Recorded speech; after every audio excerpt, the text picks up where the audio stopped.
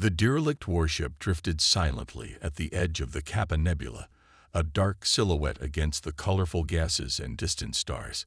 Captain Hannah Kim stood on the bridge of the Galactic Alliance patrol vessel Pathfinder studying the strange readings on her display with growing concern. "What do you make of it, Lieutenant Park?" she asked. Lieutenant Ta Park shook his head, puzzled by the sensor data. "Unknown configuration, Captain. But the power readings are impossible. Whatever it is, it shouldn't exist." The Pathfinder had been conducting a routine patrol of Sector 87 when they detected the anomaly. Captain Kim had ordered a closer approach, and now the mysterious vessel filled their view screen. Its sleek black hull seemed to absorb rather than reflect light, making it difficult to discern its true size and shape. "It's definitely a warship," said Commander Jun Lee, the Pathfinder's tactical officer. "But I've never seen a design like this before." Captain Kim made her decision. "Prepare a boarding team. Full environmental suits and weapons on standby. I want to know what we're dealing with." The shuttle journey to the derelict vessel was tense and silent. Captain Kim led the team herself, along with Commander Lee, Lieutenant Park, and 2 security officers. As they approached, they could see strange markings on the hull that defied translation. "Wait," said Commander Lee suddenly. "Those symbols there, they're human." Captain Kim looked at him in surprise. "Human? That's impossible. Humans have only achieved basic interstellar flight. Nothing like this." Yet Commander Lee was right.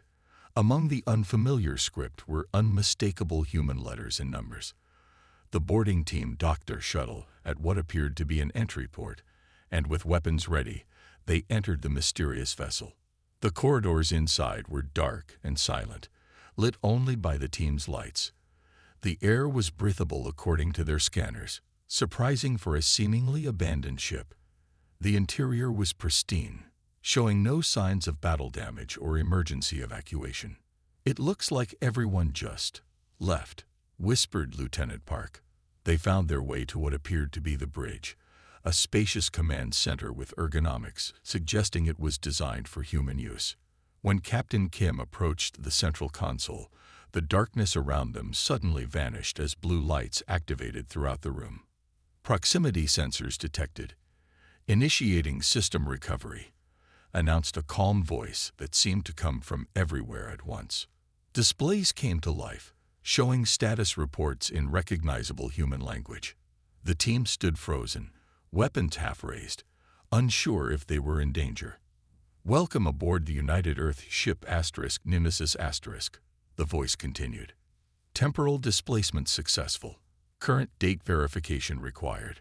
Captain Kim exchanged glances with her officers before responding cautiously. "This is Captain Hannah Kim of the Galactic Alliance vessel Pathfinder *. The date is standard year 2748. A pause followed, then, "Confirmed. Arrival within acceptable parameters.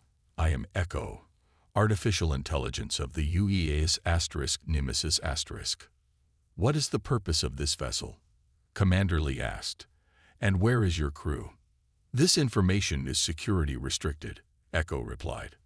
"Authorization required." Lieutenant Park had moved to one of the active terminals and was examining the data scrolling across it. "Captain, according to this, the ship was manufactured by something called the United Earth Defense Force. But there's no such organization in any of our databases." Captain Kim approached another console displaying what appeared to be a star chart, but with configurations that seemed slightly wrong. "These star positions are off.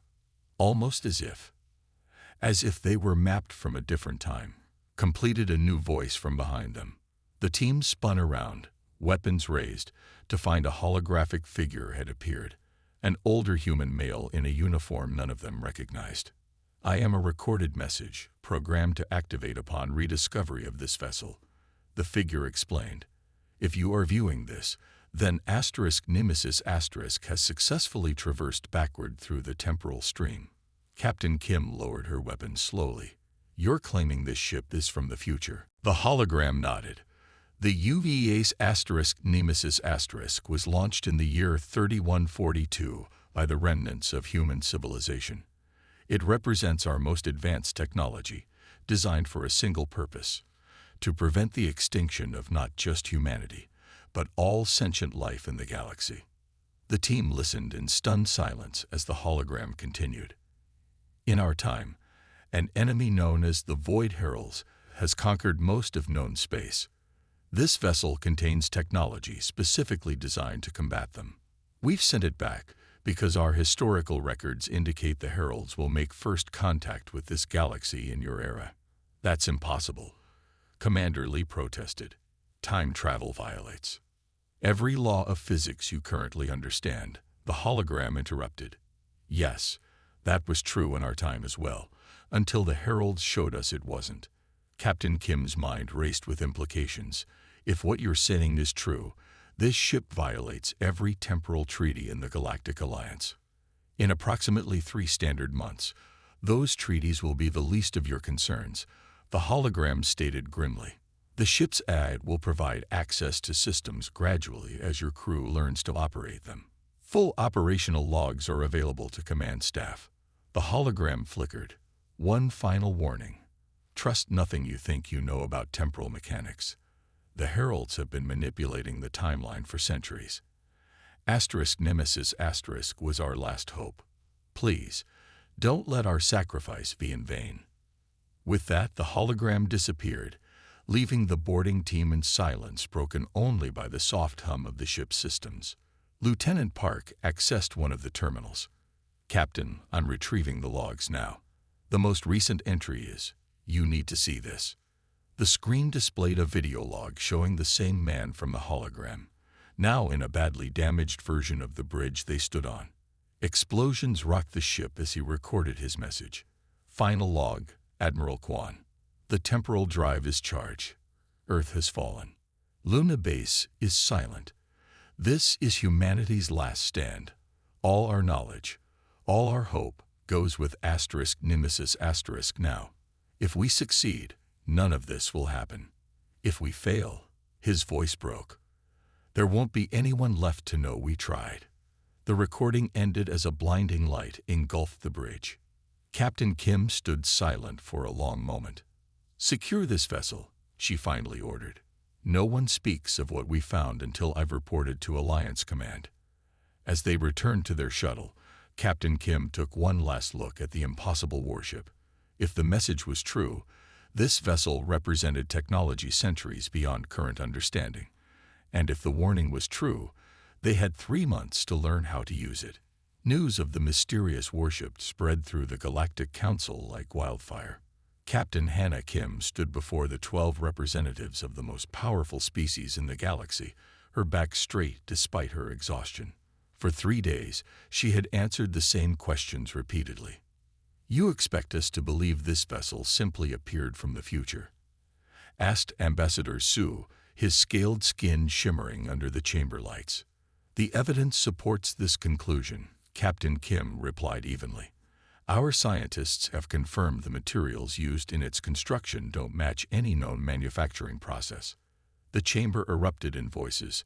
Ambassador Ri, representing the Arturian Collective, stood up. The humans can't possibly be trusted with such technology. They are barely spacefaring by our standards. Yet the ship appears human in design, countered Ambassador Huan from the Proxima colonies. Perhaps there is a reason it was sent to them specifically. Captain Kim had expected this reaction. The discovery of Nemesis had sparked a political firestorm. Every species wanted access to study the vessel, each citing concerns about temporal violations while barely hiding their desire to claim its advanced technology.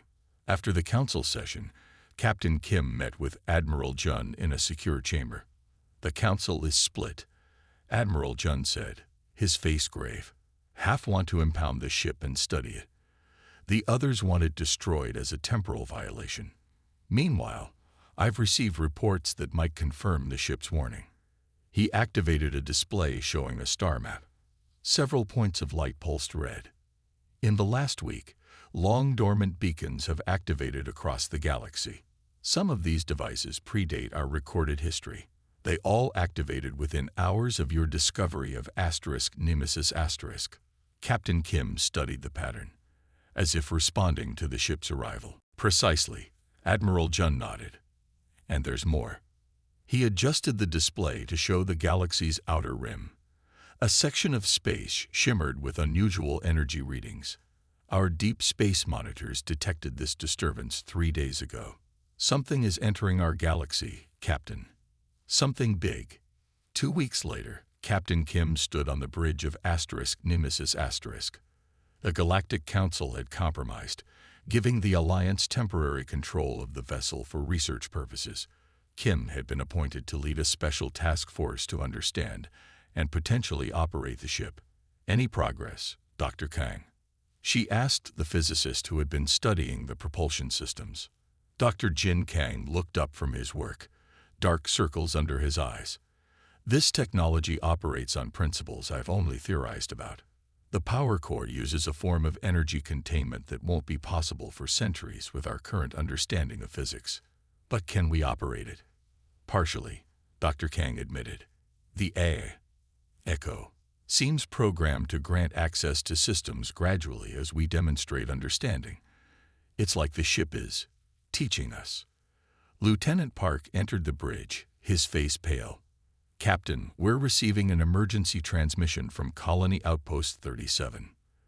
The main screen activated, showing static-filled footage of a colony under attack. Strange ships with organic-looking hulls fired weapons that seemed to distort space itself. The transmission cut off abruptly. Location, Captain Kim demanded. Outer Rim, Sector 114, Park replied. 6 light-years from the anomaly Admiral Jun showed us. Kim turned to Echo's interface. Do you recognize these ships? The AI's voice was calm, but carried a note of what sounded almost like dread. Confirmed. Void Herald scout vessels. First wave of colonization fleet. Those weapons, Dr. Kang whispered. They're creating localized rifts in space-time. A priority communication from Alliance Command interrupted them. Admiral Jun's hologram appeared, his expression grim. Captain Kim, we're receiving reports of attacks on 3 outer colonies. Unknown vessels with technology beyond anything we've encountered. The defensive fleets are reporting total failure of their weapons against the invaders' shields. The Void Heralds, Kim said, just as Nemesis * warned us. The Council is convening an emergency session, Jun continued. But I need your assessment now. Is that ship combat ready? Captain Kim looked around at her partially trained crew and the systems they barely understood. No, sir. We've only accessed about 20% of its capabilities. We need more time. Time is something we may not have, Captain. The Admiral's hologram flickered. We're mobilizing the defense fleet, but if these attacks are just the beginning. After the transmission ended, Kim turned to her crew. We need to accelerate our training. Echo, we need full access to combat systems. Protocol requires gradual integration, the AI responded. Your physiology is not adapted for full neural interface. People are dying, Kim insisted. We need everything you can give us now. The AI was silent for a moment. Initiating emergency protocols. Warning. Accelerated integration may cause neurological stress. That night, as the defense fleet mobilized, Kim received a restricted communication from Admiral Jun. The situation is worse than we thought, he said quietly. The Herald ships are targeting specific locations, ancient sites, and technological repositories. They're seeking something. The beacons, Kim realized. The ones that activated when Nemesis * appeared. Possibly. Jun looked troubled. The Council has authorized the formation of a special task force. You're to assemble a crew for Nemesis * immediately. The best people we have, regardless of species. Sir, we're not ready for combat. You have 1 week to get ready, Captain. Intelligence suggests the Heralds are just testing our defenses. The main fleet is still coming. Over the next 5 days, specialists from across the Alliance arrived to join Nemesis's crew. Dr. Kang made a breakthrough with the ship's neural interface system, allowing limited access to its advanced targeting systems. On the 6th day, the Herald struck again. This time, they attacked a major colony world, home to millions. The Alliance fleet engaged but found their weapons nearly useless against the Herald shields. Kim watched the battle reports with growing horror. Echo, show me what Nemesis can do against these ships. The AI displayed a simulation of Nemesis engaging a Herald vessel, its specialized weapons bypassing the enemy's defenses. Your crew is not ready, Echo warned. Estimated survival probability in direct engagement, 37%. And if we do nothing? Kim asked quietly. Based on historical data from my timeline, 0% survival for all Alliance species within 6 months. Kim made her decision. She contacted Admiral Jun. Sir, request permission to deploy Nemesis to the Epsilon front. Denied, Captain. You said yourself you're not combat ready. With respect, Admiral, we're as ready as we'll ever be. And right now, we're the only ship in the Alliance with weapons that can penetrate Herald defenses. There was a long pause before Jun responded. You understand what you're asking. If Nemesis is lost, then we lose our best chance against what's coming, Kim finished. But if we don't use it now, there may not be an Alliance left to defend. The Admiral's expression hardened. Permission granted. But Captain Kim, come back with my ship. As Nemesis prepared to join the battle, Dr. Kang approached Captain Kim. The neural interface is stabilized, he reported. But there's something else. I've been analyzing the Herald attack pattern. They're not just random targets. They're systematically destroying points in space-time that could be used to detect or prevent temporal manipulation. Kim looked at him sharply. They know about Nemesis. I believe they do, Kang nodded. And they're afraid of it. The neural interface helmet felt cold against Captain Hannah Kim's temples as Dr. Jin Kang made final adjustments. Around them, the bridge of Nemesis hummed with energy as systems activated for their first true combat deployment. Are you sure about this? Dr. Kang asked quietly. The full neural link hasn't been tested on anyone yet. We're out of options, Kim replied. If we're going to have any chance against the Herald fleet, I need direct access to the tactical systems. The Nemesis had taken position at the edge of the Epsilon system, where the main Alliance fleet battled a Herald attack force. Despite their numbers, Alliance ships were being systematically destroyed, their weapons unable to penetrate the strange temporal shields of the enemy vessels. Neural interface initializing, announced Echo, the ship's eye. Warning, full integration may cause sensory disorientation. Kim gripped her command chair as the interface activated. The sensation was unlike anything she had experienced, like suddenly gaining new senses. Ship systems became extensions of her own body. She could feel the hull, the engines, the weapons all connected to her consciousness. Captain, are you all right? Commander Lee's voice seemed distant. I'm here, Kim managed. It's incredible. I can see everything. Through the enhanced sensors of Nemesis, she observed the battle with perfect clarity. The Herald ships moved with unnatural precision, their weapons tearing holes in reality itself. But now she could see patterns in their movements, weaknesses in their formations. Taking us in, she announced. All hands, prepare for combat. Nemesis accelerated toward the battle, its advanced propulsion system allowing maneuvers impossible for other ships. As they approached, Herald vessels broke from their attack patterns to converge on the newcomer. They recognized the ship, Dr. Kang realized. They know what it is. Through the neural link, Kim accessed weapon systems that had been locked before. The tactical display revealed options that made little sense. Gravity lenses, phase disruptors, Temporal anchors, all technology centuries beyond current understanding. Target the lead vessel, Kim ordered. Phase disruptors. The weapons officer, Lieutenant Han, looked confused. Captain, I don't see that option on my... You won't, Kim interrupted. Route weapons control through my interface. When Nemesis fired, the effect was immediate and devastating. Beams of energy that seemed to exist in multiple states simultaneously struck the Herald ship. Its shields, impervious to conventional weapons, flickered and failed as the attack bypassed their temporal protection. How is that possible? Commander Lee whispered. The weapons operate on the same principles as their shields, Dr. Kang explained, studying the readings. They're designed specifically to counter Herald technology. The damaged Herald vessel retreated, but others moved to surround Nemesis. They fired weapons that distorted space around Kim's ship, but Nemesis' own shields held. Barely. Shield integrity at 60%, reported Lieutenant Park. Their weapons are adapting. Through the neural link, Kim accessed deeper tactical systems. Information flooded her mind.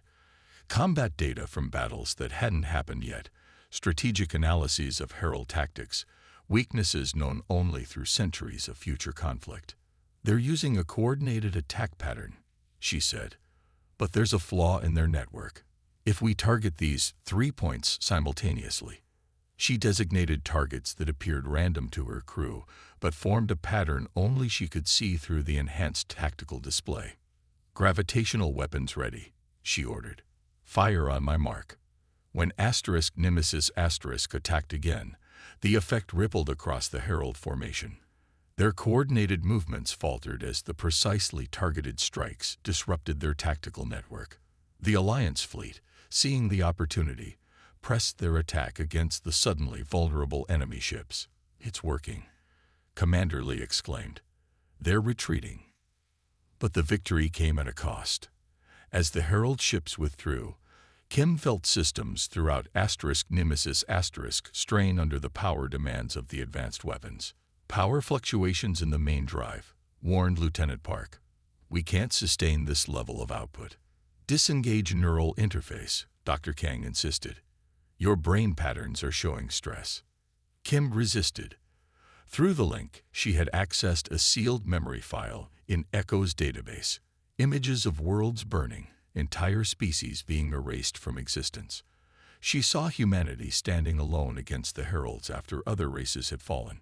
She saw the desperate plan to send Nemesis back through time as a last resort. Captain, Dr. Kang's voice finally broke through. You need to disconnect now. The neural interface shut down, leaving Kim gasping in her command chair. The sudden return to normal sensory input was disorienting. Report, she managed after a moment. Herald forces in full retreat. Commander Lee confirmed. Alliance casualties at 30%, but we held the line. Thanks to us. No, Kim corrected, her voice hollow. Thanks to technology that shouldn't exist yet. In the days that followed, as Nemesis underwent repairs, Dr. Kang made a startling discovery while analyzing data from the battle. The ship's systems evolved during combat, he explained to Captain Kim in the science lab. The AI was learning, adapting to Herald tactics in real time. It's not just advanced technology, it's self-evolving. That should be impossible, Kim said. That's what I thought too, Kang agreed. But look at this. He displayed a complex diagram showing the ship's power distribution during battle. The systems anticipate attacks before they happen, not through prediction algorithms, but through actual temporal sensing. Nemesis exists partially outside normal time flow. Kim considered this. When I was connected to the ship, I saw memories. A future where the Heralds conquered everything. And now we're changing that future, Kang nodded. Which raises an interesting question. If we prevent that future from happening, what happens to a ship from that timeline? Before Kim could respond, Commander Lee entered with urgent news. Captain, we've been summoned to an emergency council session. The battle changed everything. Every species wants access to Nemesis now. The Galactic Council chamber was tense when they arrived. Representatives from all major species were present, many joining virtually from their war-torn systems. Ambassador Rhee spoke first. The human vessel has proven effective against the Herald threat. We propose a technology-sharing initiative. Absolutely not, countered Ambassador Sue. The temporal implications are too dangerous. We should focus on reverse engineering the vessel under controlled conditions. As the debate continued, Dr. Kang leaned close to Captain Kim. They don't understand. This isn't technology that can be reverse engineered. It's from a future that technically doesn't exist anymore. Captain Kim stood, silencing the chamber. Council members, what you're asking is impossible. Nemesis wasn't built to be understood by our current science. It was built to save us. And yet you managed to operate it, Ambassador Wan pointed out. Partially, Kim corrected, and only through direct neural interface with the ship's AI, which has been showing me things. What things? Demanded Ambassador Rhee. The future we're trying to prevent, Kim said quietly. In the timeline Nemesis comes from, the Heralds don't just conquer us. They erase entire species from existence, manipulating time itself to ensure their dominance. Dr. Kang stepped forward. The ship's AI has confirmed my theory. The Heralds have been making small changes throughout history, setting conditions for their invasion. Nemesis was sent back, not just as a weapon, but to prevent them from altering the timeline. A murmur spread through the council chamber. If what you say is true, said Admiral Jun, who had been listening silently, then everything we thought we knew about temporal physics is wrong. Yes, Kang nodded. And that's why conventional weapons fail against them. We're not just fighting an advanced species, we're fighting one that exists partly outside our time stream. Then what hope do we have? Asked Ambassador Sue. Captain Kim stood straighter.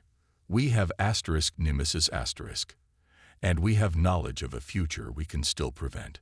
Red alert klaxons blared throughout Nemesis as Captain Hannah Kim rushed onto the bridge. The deck trembled beneath her feet as the ship's systems powered up for full combat readiness. Status report, she demanded, sliding into her command chair. Herald fleet detected in 3 systems simultaneously. Commander Jun Lee answered, his face grim. Ta City, Proxima, and the Rigel colonies. They're hitting us everywhere at once. The main display showed tactical feeds from all 3 systems. Alliance defense fleets were already engaged, but the outcome looked bleak. Herald vessels moved with impossible coordination, their weapons tearing apart military ships and civilian transports alike. This isn't a raid, Lieutenant Topark said quietly. It's a full invasion. Captain Kim studied the data, mind racing. In the weeks following their first skirmish, the Alliance had attempted to adapt their technology based on what they'd learned from Nemesis. It hadn't been enough. Conventional ships still couldn't penetrate Herald defenses effectively. Captain, Lieutenant Han called from communications. Priority message from Admiral Jun. The Admiral's face appeared on screen, background showing the chaos of Alliance Command Center. Captain Kim, the Council has authorized full deployment of Nemesis. All restrictions lifted. Sir, we can't be in 3 places at once, Kim replied. Intelligence suggests the Ta City attack is their main thrust. The others are diversions. Stop them there, Captain. Whatever it takes. As the transmission ended, Dr. Jin Kang entered the bridge. The neural interface is ready, but I must caution against extended use. Your last connection showed dangerous levels of synaptic stress. Noted, Doctor, Kim said, though they both knew she had no choice. Prepare for jump to Ta City. All hands to battle stations. As the crew took positions, Commander Lee approached her chair. Captain, the Herald force at Ta City outnumbers us 30 to 1. Even with Nemesis' capabilities. "We don't need to defeat them all," Kim interrupted. "Just long enough for the evacuation transports to clear the system." Minutes later, Nemesis emerged from jump space at the edge of the Ta-CD system. The scene before them was chaos. Dozens of Herald vessels surrounded the inhabited planets, methodically destroying defense platforms and fleeing ships. "Neural interface online," Dr. Kang announced, securing the connection to Captain Kim's temples. The familiar rush of expanded awareness flooded her consciousness as she merged with the ship's systems. Through Nemesis's enhanced sensors, she could perceive the battle in ways impossible for normal human senses. "They've adapted their shields since our last engagement," she noted. "Standard phase disruptors won't be effective." "What's our move, Captain?" Commander Lee asked. Through the interface, Kim accessed tactical options that had previously been locked. One in particular stood out, a weapons system labeled Temporal Anchor. "Echo," she addressed the ship's AI. "Explain Temporal Anchor System." "Temporal Anchor technology disrupts the Herald's chronovariance capabilities," Echo replied. "It forces targets to remain fixed in our time reference, preventing them from phase shifting between temporal states." Kim made her decision. "Bring us in fast. Target the command vessel with temporal anchors, then hit their formation with gravitational lances." Nemesis accelerated toward the heart of the Herald fleet, its advanced drives allowing it to slip past the outer defensive screen. Enemy vessels immediately broke off their attacks on civilian ships, turning to face the new threat. "They recognize us," Lieutenant Park noted. "We've become their priority target." "Good," Kim replied. "That was the plan." The first Herald shots struck Nemesis's shields, energy crackling across the barrier. Through the neural link, Kim felt each impact as if against her own body. "Shields at 80%, reported Lieutenant Han. "They're testing our defenses." "In range for temporal anchor deployment," Commander Lee announced. "Fire," Kim ordered. What emerged from Nemesis wasn't a conventional weapon blast, but a wave of energy that seemed to distort space itself around the target Herald vessel. The effect was immediate. The enemy ship's erratic movements suddenly became predictable, its temporal shifting abilities neutralized. "Target locked in normal spacetime," Echo confirmed. "Gravitational weapons have 93% hit probability." "Fire all gravitational lances," Kim commanded. Nemesis unleashed its main weapons, beams of concentrated gravitational energy that bypassed shields entirely. The Herald command ship's hull compressed under forces it was never designed to withstand, crumpling inward before exploding in a flash of light. The effect on the rest of the Herald fleet was immediate. Their perfectly coordinated movements faltered, formations breaking apart as ships maneuvered individually. "Their network is disrupted," Kim observed through the neural link. "They relied on that command ship for temporal coordination." Commander Lee seized the opportunity. "Alliance vessels, this is Nemesis Target these coordinates with all available firepower." He transmitted attack solutions to the remaining Alliance ships. For the first time, conventional weapons found their mark against Herald vessels. With their temporal advantage neutralized, the invaders' defenses were vulnerable to concentrated fire. But the Herald forces still vastly outnumbered the defenders. 3 enemy ships converged on Nemesis firing weapons that twisted space around the vessel. Shields failing on port side. Lieutenant Han reported as consoles exploded around the bridge. Direct hit to engine section. Through the neural link, Kim felt systems throughout the ship straining to compensate. Power fluctuations rippled through critical components as Nemesis fought to maintain its defensive capabilities. "Reroute power from non-essential systems," she ordered, wincing as feedback from damaged sections burned through her mind. "Prepare for evasive pattern Omega." Nemesis twisted in space, avoiding the worst of the enemy barrage while maintaining fire on critical targets. The ship's AI adapted to each Herald tactic, evolving its response patterns in real time. As the battle raged, Kim accessed deeper into Nemesis's memory core through the neural interface. Suddenly, sealed files opened to her consciousness. Tactical data from future battles, analysis of Herald weaknesses, and something unexpected. Images of coalition forces, not just humans, but members of every Alliance species, fighting together against the Heralds. They stood together, she whispered. In the end, they all stood together. Captain. Commander Lee looked concerned. Are you all right? Kim refocused. I need a direct channel to Alliance Command now.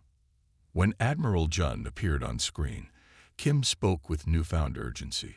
Admiral, the Heralds are vulnerable when their temporal network is disrupted. If the Alliance fleets coordinate their attacks exactly as I'm transmitting, we can push them back. She sent battle plans based on the future knowledge she'd accessed, strategies developed over decades of future conflict, compressed into tactical data the current fleet could use immediately. This is unprecedented, the Admiral replied after reviewing the plans. But we have no choice. Implementing now. Across the system, Alliance ships regrouped and launched a coordinated assault following Kim's strategy. For the first time since the invasion began, Herald vessels began to retreat. It's working, Dr. Kang said in amazement. They're withdrawing from Ta City. But victory came at a heavy cost.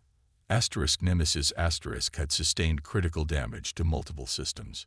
Power fluctuations cascaded through the ship as overtaxed components failed under the strain of operating beyond their design parameters. Captain, we need to disengage the neural interface. Dr. Kang insisted. Your vital signs are becoming unstable. Kim resisted, pushing deeper into the tactical data. Not yet. I need to understand why they came here specifically. Through Nemesis's sensors, she examined the Tav Ceti system with heightened perception. There, on the third planet, something flared with temporal energy unlike anything in the system. They were after the ruins on Ta City, she realized. Those aren't just ancient artifacts. They're temporal markers. As the last Herald ships jumped away, Kim finally allowed Dr. Kang to disconnect the neural interface. The return to normal perception left her gasping and disoriented in her command chair. We won, Commander Lee announced to the exhausted bridge crew. Alliance Command reports the Heralds are retreating from all three systems. But Captain Kim knew better. This wasn't a defeat for them, she said quietly. It was a test. They know about Nemesis now. They'll adapt. And so will we, Dr. Kang replied. What did you see in there, Captain?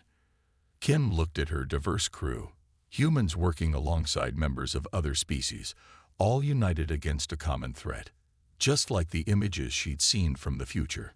I saw hope, she answered simply. And I saw what we need to do next. Nemesis drifted in the repair dock, its battle-scarred hull surrounded by work crews and engineering vessels.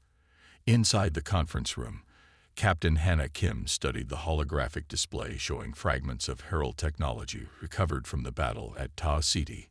We've confirmed what you suspected, Captain, Dr. Jin Kang explained, manipulating the display to zoom in on a particular component. The Heralds aren't just using temporal technology. They've been actively manipulating the timeline. Admiral Jun and representatives from the Galactic Council listened intently as Dr. Kang continued. These devices act as temporal anchors, allowing them to make small changes to history without creating paradoxes. They've been subtly altering our development for centuries, ensuring we would never develop the technology to detect or counter them. Until Nemesis arrived, Captain Kim added. Precisely, Kang nodded. The ship's presence has created a disruption in their carefully crafted timeline. Admiral Jun frowned. Are you suggesting they knew the ship would be sent back? I believe so, Kang replied. Which is why they targeted those specific ruins and artifacts. They're trying to erase evidence of their manipulation. Ambassador Huan, representing the Proxima colonies, spoke for the first time. If what you're saying is true, then our entire history might have been engineered to ensure their eventual victory. Not entirely engineered, Kim clarified. Influenced at critical junctures. Echo has shown me evidence that in the original timeline, the Alliance species developed temporal detection technology centuries earlier. The room fell silent as the implications sank in. We need to take the fight to them, Admiral Jun said firmly, before they regroup. Captain Kim shook her head. Our conventional forces still can't penetrate their defenses effectively, and Nemesis can't fight their entire fleet alone. Then what do you propose? Asked Ambassador Ree. Kim activated a display showing the design of Nemesis. The ship wasn't sent back just as a weapon. It's a blueprint, a way to jumpstart our technological development and catch up to where we should have been without their interference. Dr. Kang stepped forward. We've identified systems within Nemesis that our current technology can adapt. Not the temporal weapons, but defensive shields and detection systems that would give our fleets a fighting chance. And Echo has identified the location of the Herald staging point, Kim added. If we can strike there before their main fleet arrives, we might set them back decades. The plan took shape over the following weeks. Engineers from all Alliance species worked tirelessly to adapt technologies from Nemesis to existing vessels. Captain Kim spent hours connected to the neural interface, extracting tactical information from Echo's database. During one such session, she discovered something unexpected. I'm receiving fragmented transmissions, she told Dr. Kang, who monitored her vital signs. Not from Echo's database, from somewhere else. Can you identify the source? Kang asked, adjusting the interface settings. It's coming from the future timeline, Kim said in wonder. The timeline Nemesis came from is changing. I'm seeing fragments of messages, mission reports that never happened. She focused on the broken transmissions flowing through her mind. Images of Alliance ships with technology derived from Nemesis engaging Herald vessels. Tactical data from battles that now might never occur. And something else. Hints that Nemesis wasn't alone, that other ships had been sent back to different points in time. When she finally disconnected, Kim sat in silence for a long moment. What did you see? Kang asked quietly. Hope, she replied. We're already changing the future. The timeline Nemesis came from is becoming less certain. The day of the offensive arrived sooner than anyone had expected. Intelligence reported increased Herald activity near what they now knew was their main staging point, a massive structure hidden in the void between galaxies. The Alliance fleet gathered at the rendezvous point. 300 ships from every major species, all retrofitted with technology adapted from Nemesis. Not as advanced as the future ship, but far beyond what they had possessed just months earlier. On the bridge of Nemesis, now fully repaired and enhanced, Captain Kim addressed her crew. What we do today will determine the future of all our species, she said simply. The Heralds have been manipulating our history to ensure their victory. Today, we take back our destiny. As she connected to the neural interface one final time, Kim felt the familiar expansion of consciousness as her mind merged with the ship's systems. But this time, something was different. The connection seemed clearer, more complete. Neural integration stable, reported Dr. Kang with surprise. All systems at optimal capacity. The ship is adapting to you, Commander Lee observed. Or perhaps you're adapting to it. Through the enhanced sensors, Kim observed the assembled fleet, humans, Arterians, Proximans, and dozens of other species working together in a way that would have been unimaginable before the Herald threat.